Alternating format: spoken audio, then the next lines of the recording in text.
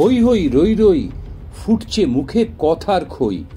প্রার্থী ছোটে বাড়ি বাড়ি, ভোটাররা সব আছে কই? রোদ বৃষ্টি মাথায় নিয়ে প্রার্থীরা সব ঘুরছে, প্রতিশ্রুতির ফুলঝুড়িতে ভোট পকেটে পুড়ছে।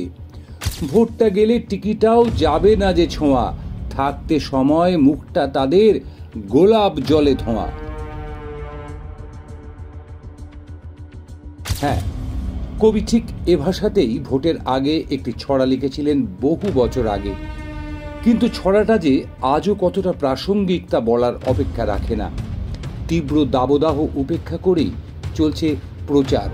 সে বাম হতে পারেন বা ডান অথবা রাম। প্রার্থীর জয় হলে কিছু পাওনা অবশ্যই হয়, কিন্তু সাধারণ ভোটারেরা, যাদের বেশিরভাগ অংশটাই ভোটের পর শুধু আক্ষেপ করেন, অথচ প্রতিটি ভোটের আগে প্রবল উৎসাহ নিয়ে মাঠ ঘাট চষে ফেলেন প্রিয় দলের হয়ে। আমরা বার হয়ে পড়েছি সেই সমস্ত ভোটারের কাছে পৌঁছানোর জন্য, তাদের কথা শোনার জন্য, যে তারা এই অষ্টাদশ লোকসভা নির্বাচনের আগে ঠিক কী রকম সরকার চাইছেন দেশে। হ্যাঁ, কেউ বললেন সাম্প্রদায়িকতার বিরুদ্ধে, কেউ মত দিলেন সর্বক্ষেত্রে কর্পোরেট পুঁজির অনুপ্রবেশের বিরুদ্ধে, আবার কারো কারো মতে দেশে অবিলম্বে কর্মসংস্থানের দরকার বিপুল দুর্নীতির বিরুদ্ধে যথাযথ ব্যবস্থা নেবার। বলছি যে দেশে তো নতুন সরকার আর কিছুদিনের মধ্যে গঠন হবে। আপনার দৃষ্টিভঙ্গিতে কী ধরনের সরকার হলে ভালো হয়? আপনাদের দেশে মানে চাহিদা কি মানে খাদ্য, বাসস্থান, এডুকেশন, এইগুলোই তো চাহিদা। এছাড়া আর কি আছে? গরিব মানুষ যাতে সুস্থভাবে থাকতে পারে, আর কিছু নয়। আর কিছু চাহিদা না না না না আর ওই সাম্প্রদায়িক দাঙ্গা যাতে না হয়।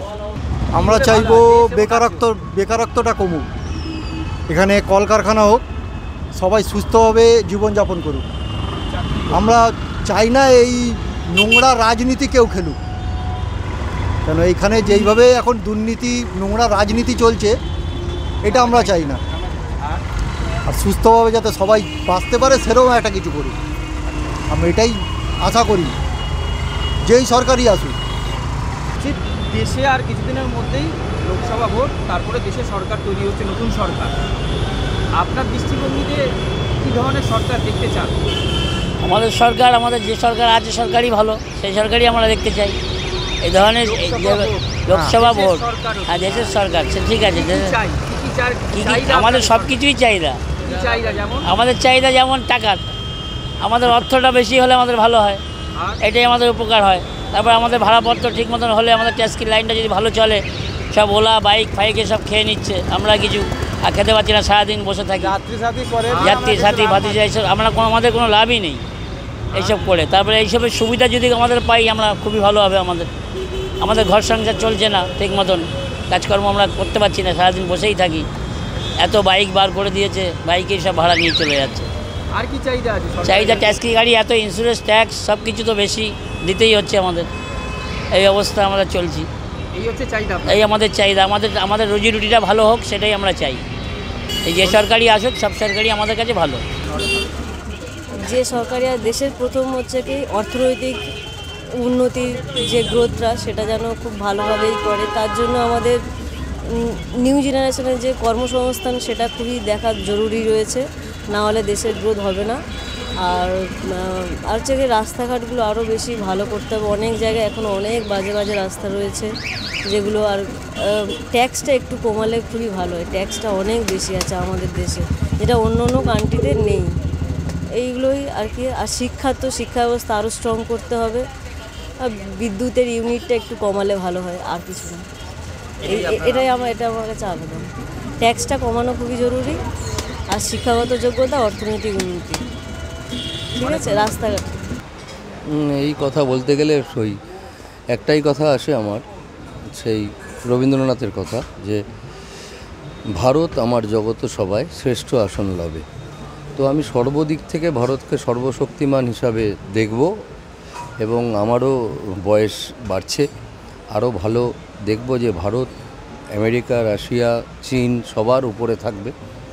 সেই সরকার যেই আসুক, যেতে নিজেদের অভ্যন্তরীণ দ্বন্দ্বগুলো মিটিয়ে, পার্টিগত রাজনৈতিকগত মিলিয়ে দেশের সরকারের সাথে যেন সকলে, যেই সরকার আসুক, সে যে পন্থী হোক বা যেই হোক, যেন সমষ্টিগতভাবে আমরা দেশের স্বার্থে নিজস্ব স্বার্থ ত্যাগ করতে পারি।